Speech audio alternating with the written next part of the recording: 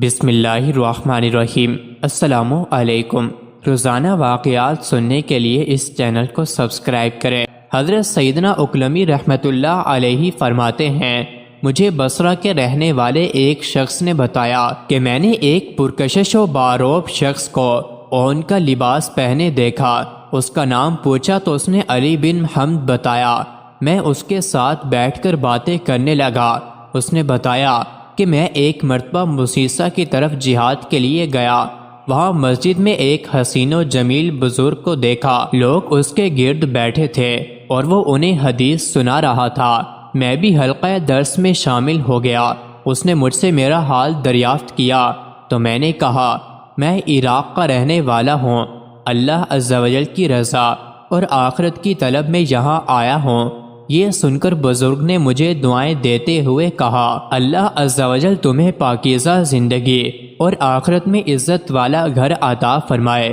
اے بندہ خدا، مجھے تم سے ایک حاجت ہے، میری اس حاجت کو رد نہ کرنا۔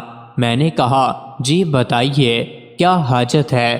انہوں نے کہا، ہمارے ہاں قیام کرو اور ضیافت کا موقع دو۔ میں ان کے پاس رک گیا۔ میں نے دیکھا کہ میرے میزبان کو اللہ رب العزت نے دن کو روزہ رکھنے اور رات کو عبادت کرنے اور اعمال صالح کی دولت سے مالا مال کیا ہوا ہے۔ میں ان کے پاس ہی ٹھہرا رہا۔ ہمارا لشکر جہاد کے لیے روانہ ہونے لگا تو میرے اس بزرگ میزبان نے مجاہدین کے لیے کثیر سامان خوردنوش فراہم کیا اور خود بھی لشکر میں شامل ہو گیا۔ اس کے ساتھ 10,000 مجاہدین بھی لشکر میں شامل ہوئے۔ اس کا جوان بیٹا جو اس کے گھر کے انتظامات سنبھالتا تھا وہ بھی مجاہدین میں شامل ہو گیا۔ ہمارا یہ لشکر دشمن کی سرحدوں کی طرف آندھی و طوفان کی طرح بڑھنے لگا۔ جب دونوں لشکروں کا آمنا سامنا ہوا تو ہم نے دشمنوں کی تعداد بہت زیادہ محسوس کی۔ کفار کو انجام بد تک پہنچانے کے لیے مجاہدین اسلام کفار کے ٹڈی دل لشکر کے سامنے سیسا پلائی ہوئی دیوار کی طرح جم گئے۔ اس بزرگ کے جوان بیٹے نے مجاہدین کا حوصلہ بڑھاتے ہوئے انہیں جہاد پر خوب ابھارا۔ پھر اس کے بوڑھے باپ نے مجاہدین کو مخاطب کرتے ہوئے کہا، اے نوجوان اسلام، جنت کے دروازے تمہارے سامنے ہیں، اپنی شمشیروں کے ذریعے انہیں کھولو اور دشمن پر ٹوٹ پڑو۔ یہ سنتے ہی اس کا نوجوان بیٹا کمال دلیری سے تنہا دشمن کی صفوں میں گھس گیا اور بہادری و جوان مردی کے وہ جوہر دکھائے کہ دشمنوں کی عقلیں دنگ رہ گئیں۔ بالآخر یہ مرد مجاہد اسلام کی آبیاری کے لیے مرتبہ شہادت پر فائز ہوا۔ پھر اس کا بوڑھا باپ دشمنوں پر غضبناک شیر کی طرح حملہ آور ہوا اور داد سجاد دیتے ہوئے یہ بھی جام شہادت نوش کر گیا اور اس کی روح بھی جنت کے باغات کی طرف پرواز کر گئی۔ اللہ عز و جل نے ہمیں فتح عطا فرمائی۔ دشمن پیٹ پھیر کر خائف خاسر لوٹا۔ ہم نے بہت سو کو واصل جہنم کیا، بہت سے دشمن قید ہو گئے۔ پھر ہم نے مجاہدین کی مبارک لاشیں سپرد خاک کی۔ بوڑھے مجاہد کے لیے بھی ایک قبر کھودی گئی۔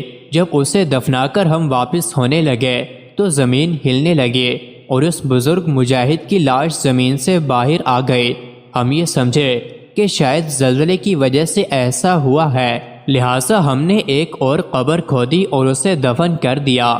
ابھی مٹی برابر ہی کی تھی کہ دوبارہ زمین ہلنے لگی اور ایک پرہول آواز سنائی دی اور زمین نے پہلی کی طرح اسے پھر باہر نکال دیا۔ ہم نے تیسری قبر کھود کر اسے دفنایا تو یہ دیکھ کر ہماری عقلیں حیران ہو گئی کہ اس مرتبہ بھی زمین نے اسے باہر نکال دیا۔ پھر ہم نے ہاتف غیبی کی آواز سنی، اے لوگو، یہ نیک بندہ اپنی زندگی میں ہمیشہ یہ دعا کرتا رہا کہ اے اللہ عز و جل، میرا حشر درندوں اور پرندوں کے پیٹوں میں کرنا۔